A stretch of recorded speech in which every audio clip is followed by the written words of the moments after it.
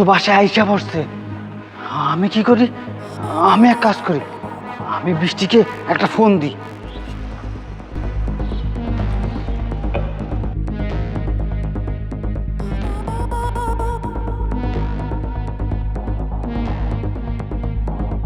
Hello বৃষ্টি। হ্যাঁ সজীব বল। আরে শোন, স্যার তো বাসায় আইসা পড়ছে। কি বলিস তুই? হ্যাঁ, আমি যা বলতেছি একেবারে সত্য। তুই একটা কাজ কর, তুই তাড়াতাড়ি সব কিছু রেডি কর, আমি আসতেছি। আচ্ছা ঠিক আছে, তুই এক কাজ কর, তুই তাড়াতাড়ি উপরে চলে আয়, আমি সব কিছু রেডি করছি। আচ্ছা আচ্ছা ঠিক আছে, গেটটা লাগিয়ে দিয়ে কেটে পড়ি।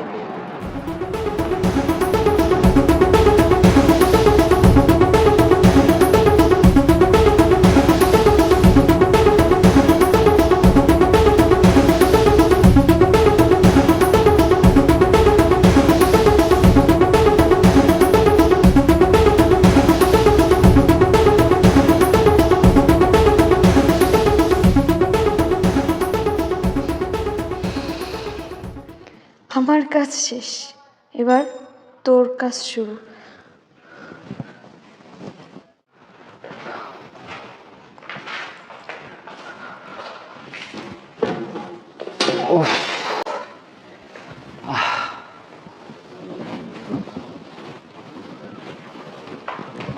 স্যার পানি।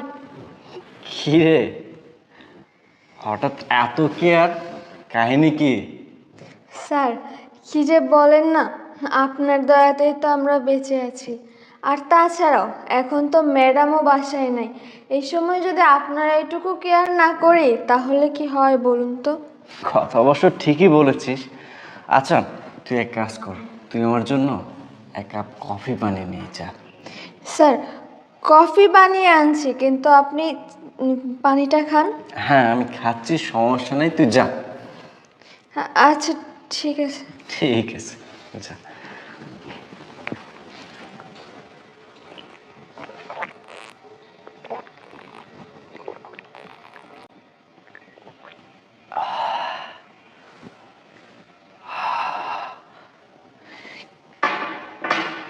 কি ব্যাপার,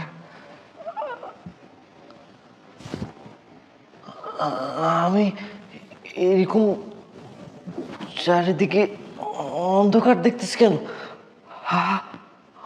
মাথাও দেখতেছি ঘুরতেছে, এরকম হচ্ছে কেন আমার?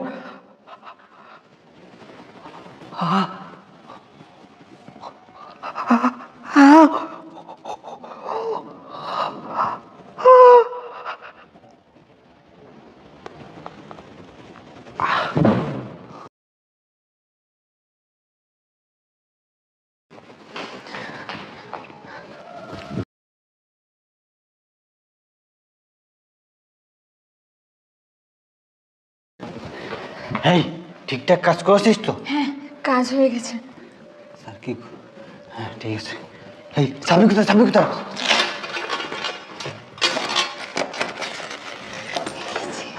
এই এখন এখান থেকে তাড়াতাড়ি কেটে পড়ি, চল, নাহলে স্যার আবার না। ঠিক আছে ভাই, চল চল চল চল।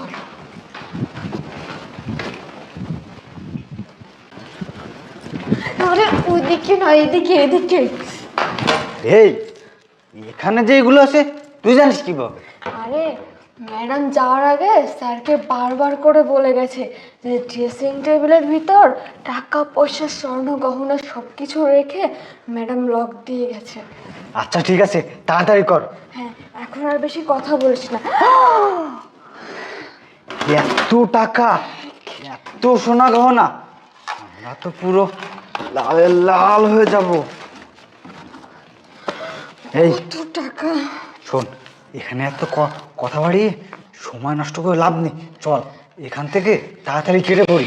চল চল স্যার জেগে যাওয়ার আগে চলছি। চল চল। এই দাঁড়া, কোথায়? মানে স্যার আপনি? হ্যাঁ আমি। কিন্তু স্যার আপনি এখনো সুস্থ আছেন? হ্যাঁ আমি সুস্থ, স্বাভাবিক আছি। কিন্তু কিভাবে? কিভাবে?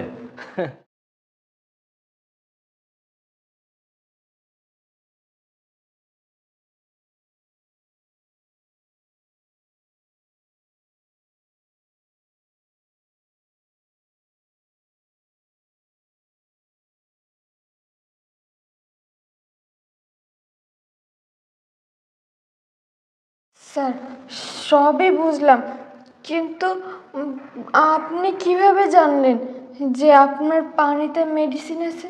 কিভাবে জানলাম? শুনবি? তাহলে শুন। শোনো বাবা, দুষ্টুমি করবা না, ম্যাডামদের কথা শুনবা, স্যারদের কথা শুনবা।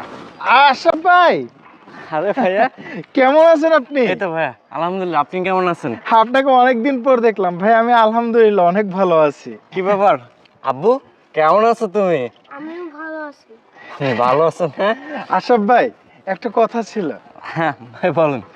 গতকালকে আপনার বাসার কাজের মেয়েটা আমার ফার্মেসিতে যায়, গিয়ে আমার কাছে হাই পাওয়ার ঘুমের ওষুধ চাইছে।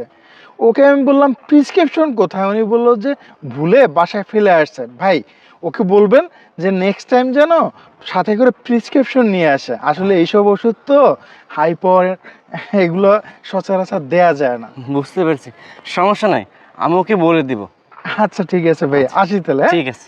হ্যাঁ বাবা, যেটা বলছিলাম, শোনো, সব সময় মুরব্বীদের কথা শুনবা। কি ব্যাপার, বৃষ্টি ফার্মেসিতে গিয়ে হাই পাওয়ারের ঘুমের মেডিসিন নিয়ে আসছে? ও এই মেডিসিন দিয়ে কী করবে? এখানে অন্য কোনো কারণ নেই তো? না না, আমাকে বিষয়টি খতিয়ে দেখতে হবে। আমি এখন অফিসে যাই, অফিস থেকে এসেই বিষয়টি আমি খতিয়ে দেখব। এই ছিল কাহিনী। Wow, nice plan. আমাকে ঘুমের মেডিসিন খাইয়ে আমার টাকা পয়সা স্বর্ণকা নিয়ে তোরা দুজন পালিয়ে যাচ্ছিলি। বাহ, খুব সুন্দর প্ল্যান করেছিস, কিন্তু আফসোস তোদের এই প্ল্যানটা আর সাকসেসফুল হল না। তাই তো বলি, দিনের পর দিন তোদের বিহেভিয়ারে এমন চেঞ্জ কেন আসছে? আমি না কোনো কিছু বুঝতে পারতেছিলাম না। আমি অনেক জানার ট্রাই করছি, অনেক বোঝার চেষ্টা করছি, কেন তোরা এমনটা করতেছিস, কেন তোদের ব্যবহারে এমন পরিবর্তন আসছে। আর আজকে তো আমার চোখের সামনে সব কিছু ক্লিয়ার হয়ে গেল। আমার ভাবতে অবাক লাগতেছে, তোদের মতো জঘন্য মানুষ আমার বাসাতে ছিল। আমি তোদের মতো জঘন্য মানুষ আমার লাইফ আর একটাও দেখিনি। একটা মানুষ কতটা জঘন্য হলে এমন কাজ করতে পারে? তোরা এসব করার আগে একটা বারের জন্য চিন্তা করিসনি? এই সমস্ত কথাবার্তা যদি বাইরের লোকজন শুনে, তাহলে আমার রেপুটেশনটা কোথায় গিয়ে দাঁড়াবে? আর আমি যদি সত্যি সত্যি ওই মেডিসিনটা খেয়ে ফেলতাম, তাহলে আমার কি হতো? একটাবার কি চিন্তা করে দেখেছিস? না রে, আমি এগুলো তোদের কাছে আশা করিনি। আমার তো মনে হচ্ছে আমি এতদিন দুধ কলা দিয়ে সাপ পুষেছি। তোরা দুজনেই একটা করে কাল সাপ। আর সজীব, তুই তোর পিতৃ পরিচয় কীভাবে ভুলে গেলি? তুই তো রাস্তায় ছিলি, খাবার পর্যন্ত পেতি না। তোর বাবা আমার পায়ে ধরে বলেছিল যে বাবা, আমার সন্তানকে লালন পালন করার সামর্থ্য আমার কাছে নাই, আপনি আমার সন্তানকে আপনার কাছে নিয়ে যান। তারপর থেকে আমি তোর বাবার কথা শুনে আমার বাসায় তোকে নিয়ে আসছি। নিজের ছোট ভাইয়ের মর্যাদা দিয়েছি, নিজে যা খেয়েছি, নিজে যা পড়েছি, তোকে তাই খাওয়াইছি, তোকে তাই পড়াইছি। কখনো কাজের ছেলে মনে করি নাই, কখনো দারুণ মনে করি নাই, নিজের ছোট ভাই মনে করেছি।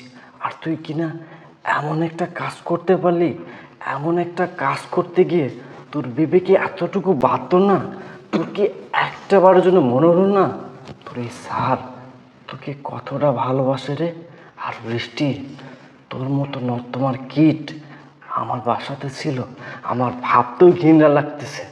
সি, তুই এতটা খারাপ মানুষ। ঠিকই বলে, অন্ধকে কখনো পথ দেখাতে নেই। আরে তুই তোর অবস্থানটা ভুলে গেলি কিভাবে? তুই তো ছিলি অজপাড়া গায়ের একজন অবহেলিত মেয়ে। সেখান থেকে আমি তোকে তুলে এনে আমার পাশে রেখেছি, নিজের ছোট বোনের মর্যাদা দিয়েছি। আমি তোকে কখনো কাজের মেয়ে মনে করিনি, নিজের ছোট বোন মনে করেছি। আমি তো ভুলেই গিয়েছিলাম, কয়লা ধুলে কখনো ময়লা যায় না। না রে, তোদের মতো কালসাপ বেঈমানদের আমি আমার বাসায় রাখবো না। ওই যে কথাই নাই, দুষ্টু গরুর চেয়ে শূন্য গোয়াল অনেক ভালো। আজকের পর থেকে আমার বাসার দরজা তোদের জন্য চিরদিনের জন্য বন্ধ। আর একটা কথা শুনে রাখ, আমি চাইলে তোদেরকে আইনের হাতে তুলে দিতে পারতাম, কিন্তু আমার একটা রেপুটেশন আছে, তা আমি করব না। তাছাড়া আমি তোদেরকে যথেষ্ট পরিমাণ ভালোবাসি। তোরা আমাকে ভালো না বাসলেও আমি অনেক ভালোবাসি। যা, আমার বাসা থেকে বের হয়ে যা, যা বলতেছি, যা। স্যার, আমাদের প্লিজ আপনি ক্ষমা করে দিন। আমরা একটা ভুল করে ফেলেছি স্যার। দেখুন, আমরা লোভে পড়ে এরকম একটা কাজ অনেক করে কাহিনী ফেলেছি। শুনছি, আর কোনো কাহিনী শুনতে চাই না। তোরা কোনো ভুল করিসনি। তোরা যদি 1000টা ভুল করতি, আমি তোদেরকে 1000বার ক্ষমা করে দিতাম। তোরা জেনে বুঝে শুনে এমন একটা প্ল্যান করেছিস। আমি তো বেঈমান বিশ্বাসঘাতকদের আমার বাসায় রাখবো না, বলেছি না বের হয়ে যেতে। যা, বের হ।